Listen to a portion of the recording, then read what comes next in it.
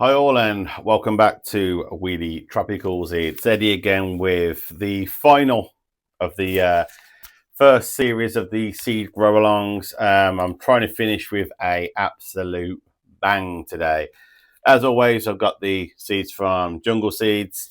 I've got a wicked selection here. So if you're new to the channel, it's worth going back to the first episode after you've watched this to watch them through, because there's like germination updates as well. After I film this episode, I am going to do a final update where I've got everything potted on to show what's won, lost. I've got some losses in there. I've got some really good victories in there as well. And I've got some things like the palm trees and stuff that we've grown earlier that are not expected to have germinated yet. So it's worthwhile kind of watching that one as well. But without further waffle, I've got some absolute blinders for us today. I'll show you all four that I've got. I'll put all the different chapters in, so if you want to skip to certain ones, once this has been edited, you'll be able to skip to the certain ones that you're interested in. And then I'll show you how I'm going to plant these. Pretty much all of them will be probably a similar method, truth be told, because I've used the same thing. And then I've got some interesting facts once I go on to the individual plants. So the first one was extremely requested. I had many messages saying how I germinated these, and then I ended up going on to kill almost all of them. I think I've got about 2 plants still left in the house. Fan had tripped on the socket, and the air had gone 46 degrees in the greenhouse, and it just fried. I've still got some losses up there behind me that I just have not coped whatsoever because I didn't realize it had tripped the electrics. But without further waffle, Musanga. Absolutely gutted about this one, so I had to get it again. This is Musanga, what's it, Cecropioides, something like that. Forgive the pronunciation of that one. So that's Musanga. So the people that have been on the channel for a while will know what they look like. So I'm going to show you how I did those and see if I can replicate the same thing again. I've got another recent addition to my garden, which apparently are hardy as well, and they're becoming more and more popular in people's gardens. And that's Zantedeschia. This one is like the most common one of all the ones, which is Aethiopica, or picker. I'm going to give this one more try. I've tried twice before and I've got nothing, which is Tetrapanax Papyrifer, which I have got a tray over there of root cuttings and they've worked absolutely fine, but I've never had success with seed and I don't like to fail, so I'm going to give it one more go. And with Bird of Paradise, when I did that, I didn't get that till the third attempt. So this is his last shot to see if I can do it from that. Otherwise, I'm going to carry on with root cuttings. And then very finally, I've got one that's called Brachychiton Acerifolius. I'll put all the names on the screen so you'll be able to see from my absolute terrible pronunciation what half of these plants are actually. So the Musanga is from Nigeria, Ghana, Cameroon, Republic of Congo. It's known as the African corkwood tree or the umbrella tree, and the foliage on this thing is absolutely sensational. I'll definitely put something on screen there because I have got some images of this one. What you can do is you can pre-soak these seeds for 24 hours, and I will get them out of the bag now so you can have a little look what they look like. And all we're doing is we're going to surface sow these. You can cover them if you've got a thing that's called vermiculite, but they are absolutely tiny seeds. Whenever you get tiny seeds like that, it gives you an inkling straight away of how they're going to be planted, which is most things get planted within like 2 to 3 times their kind of size, and they're no size. So you surface sow things like that. We just need to make sure that they stay moist. If they dry out, they become non-viable pretty quickly, and then you'll get nothing from them. So pre-soak for 24 hours if you want to. These are so small, I'm not going to bother with that because you're going to struggle to get them back out. If you pour them from the water that you've soaked them in, they're probably all going to pool in one area as well, and I want the control of being able to sprinkle them. So how I would tackle that, I would get a seed tray like that. I'm going to fill that with my mix, which I'll show you, which is this, which is coconut coir and perlite, and I'll fill that into a decent level. Fill that so there's still room for when this gets watered. I don't want the water coming out. So sorry the rush nature on my lunch break at work. So you can see there is a little bit of a gap all the way around where I can fit my finger in. So when that gets watered, the water will stay in there. If you fill that right to the top when you water it, it will spill over the side, and the vast majority will not go down. So you'll notice down there is absolutely bone dry.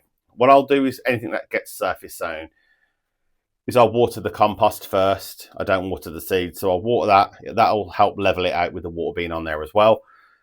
Sprinkle it on top. And if you've got like a little sprayer like I have, just like that, just give that a little bit of a spritz just to keep the seeds moist. And then what I would do is I would do like what I've done with these bananas. I just put it inside of a bag. As you can see there, it works well with all the condensation on, and that just helps me stop needing to water it as much. Like I say, if they dry out, you don't have very long before they basically become non-viable and they're no good to you. So wrap those. What we're going to do is wet that, surface sow the Musanga seeds on top of that, put a label in so you know what's in there, put the date on it, and then I'm going to wrap that in a plastic bag. This thing doesn't need heat. In the greenhouse at this time of year, it'll be absolutely fine. I'm actually struggling to keep the heat down in here. These like 25 to 30 degrees C or 77 to 86 Fahrenheit. And like I say, transplant these when they get 15 to 20 centimeters tall. So when they get to a decent size, before that, you're going to run the risk of root disturbance and killing them. They normally germinate between 2 and 4 weeks, and make sure they get good airflow, because I think what killed a lot of mine, as well as the heat wave, damping off, which is like I think it's bacterial or fungal infection that normally attacks down right where the plant emerges from the soil. It goes brown, they fold over, and they're absolutely done at that point. So it's crucial that they get airflow over the top to keep the top part of it a little bit dry, and then you'll avoid that.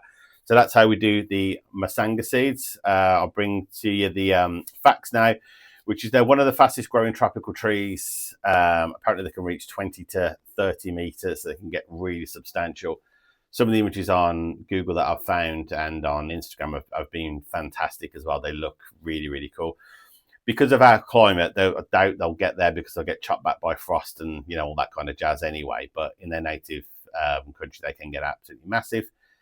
They can reach canopy level in just a couple of years as well. So when you see the rainforest, you're talking like some of them are like ridiculous sizes. These can reach that in a few years. So it just shows how fast that they actually grow. Again, with a lot of these ones, they have the symbiotic relationship with ants, as I've shown on quite a few of these videos, where they're from the rainforest and it stops herbivores eating the plants. So the ants take up kind of refuge within inside. They get the fruit from a lot of these plants, and they also get a house somewhere to live. So when the herbivores come, they will attack them, and then that keeps the plant alive. These are, again, they're part of that. I've seen these as well. These are used for treatment, like medicinal things, the bark and the leaves for malaria, wounds, and fevers. So quite an actual interesting plant. I know because of the wood, I think it's a lightweight wood as well. They're used for like a lot of rafts and toys as well, like flotation kind of devices as well. So it's quite not only a beautiful plant, but it's actually a very useful plant. Move on to plant number 2. So plant number 2 is Zantedeschia, as I said to you earlier. These are known as the Calla lily. So not the canna lily, like the cannas that I've got beside me here. These are Calla lilies. These are found in wetlands, along streams, etc. So it just shows the conditions that they like to live in, which they like to be moist. Again, with pretty much any seeds, these can be soaked between 24 and 48 hours. But because they're only small seeds, they only need to be sown like 1 centimetre deep. And to be honest with you, I'm going to surface sow these and then just give them a covering over the top. I'm not going to be putting these underneath. These need high humidity and kind of a lowish temperature at this time of year, which is 21 to 25 C or 70 to 77 Fahrenheit to get these going. Again, greenhouse, windowsill, we're going to achieve that. We're in July. Germination can take between 4 and 12 weeks, and we want to transplant these when they're 10 centimeters tall. These are from southern Africa, so again, the wetlands and stuff on there is, like I say, is a really good clue, because Africa, you think, right, drought tolerant, all the rest of it, but from the location, don't let that confuse you. These need to be kept relatively moist. I've put mine in a semi-shaded position in the garden with some colocasia, where they get a little bit of sun in the morning, but it actually stays moist because it's not getting baked all day by the sun. The facts with these ones, these are commonly more grown, not from seed, but more from like rhizomes, and you can get that with a lot of cannas as well. You can split the rhizome and kind of grow them from there. The seedlings can take 2 to 3 years to flower, and the ones that I've seen with these have like a white flower and like a yellow part on the middle. They're toxic if ingested, so do not get eating these. And they can be evergreen and frost free in the right climate, so they won't be where in the UK, because most of us these are going to hit frost and they'll probably die back to the ground. And the good thing is with these is they're used for a lot of weddings, and they're a symbol of purity and rebirth. So it's like a nice couple of interesting facts for you there. I'll put some images on the screen of the Zantedeschia that I've got in the garden. But like I say, we're expecting a couple of years, so a bit of effort to get to see the flowers on that one. But to be honest, I like the foliage of these. Mine aren't in flower at the moment, and they fit in absolutely perfect. So I'm not really too concerned about the flower yet. Without further ado, I'm going to get on with the Tetrapanax. So the Tetrapanax Papyrifer, I can already feel through the packet. These are quite a small seed. Like I say, I have tried a couple of times with these, and I've had no joy. So I'm going to follow the information that I'm giving you to a T, which I don't always. Sometimes I just throw it in, but obviously for the purpose of this video and the pressure of trying to make sure I come up with some type of results for this means I've got to absolutely follow this. So again, slower soak on these ones, so 12 to 24 hours. These are from Taiwan, East Asia.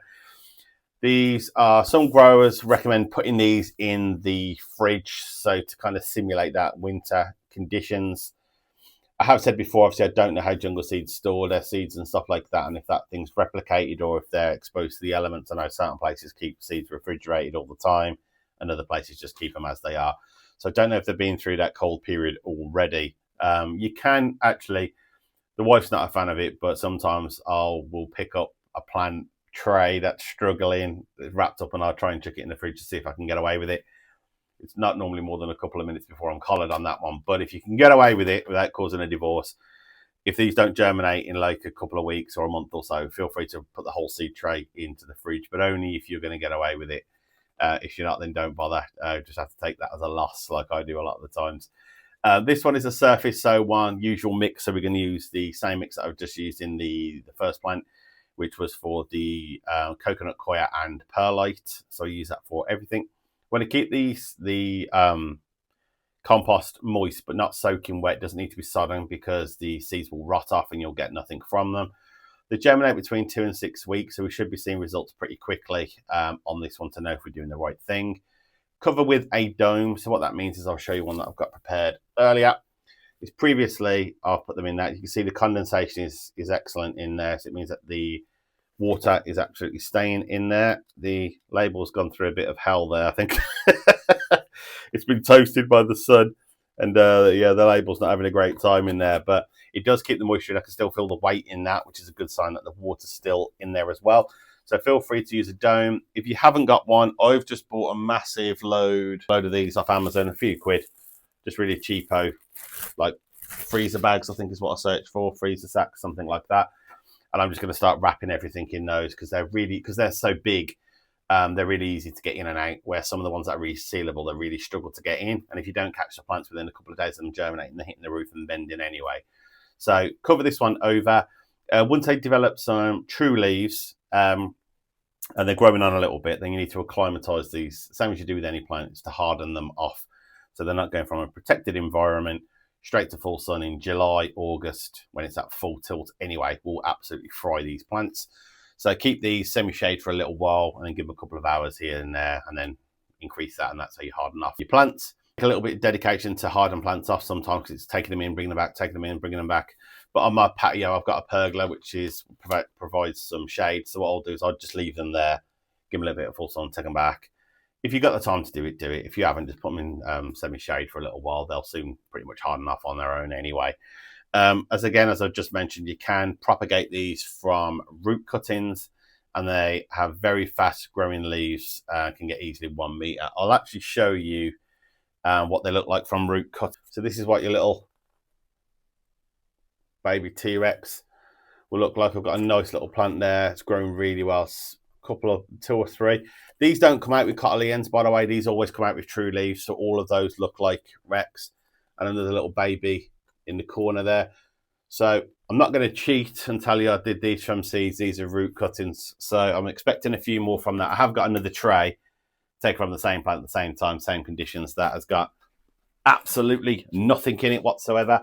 So it is the look of the drawer. Yeah, I'm looking in there now. There's absolutely no signs of life in that one. So on to the last plant before I run out of my lunch break. Let me know if you're enjoying these videos, because like I say, they do cost a fortune, and the research takes an absolute age to get all the information. Obviously, I grow from seeds, but to try and get all the correct information, it's just take quite a long time. And then I'll get onto the very, very last plant now, which are quite interesting seeds. We have got the Brachychiton Acerifolius. And look at the seeds on these. Absolutely crazy looking. It's nice when you get an interesting one like that. Never seen anything like that, the coloration and stuff on them. So these are from the eastern coast of Australia. Known as the flame tree. I'll put some images on because they look fantastic. I've never even heard of these, so just bought these on a whim while I was on there, and really hope that these kind of go. They do feel quite heavy as well, the seeds. These are also found in subtropical rainforests along coastal regions. I've never seen one live ever. Like I say, it's only been on Instagram. I've never even heard of these. You can sand the seeds if you wanted to. So like using a nail file, you can nick the edge with some nail clippers just to try and expose a little bit of the inside of seed coats. These ones, because they are quite substantial, I would soak these for the 48 hours in warm water just to try and help with that one. These go 2 centimeters deep, so probably 2 to 3 times the size of the seed deep. Again, do that inside the seed tray or just push it down. In fact, with these ones, don't use a seed tray.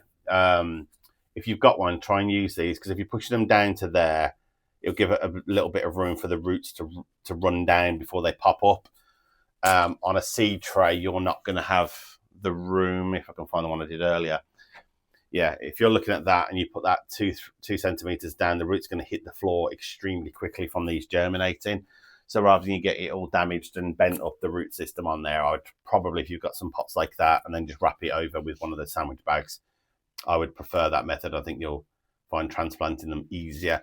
If you don't have that, then you don't have that. You can actually fill those sandwich bags and just put the seeds in there as well. That's what I've done with the banana seeds. So a couple of different options for you. These will germinate within 2 and 4 weeks, so really quickly.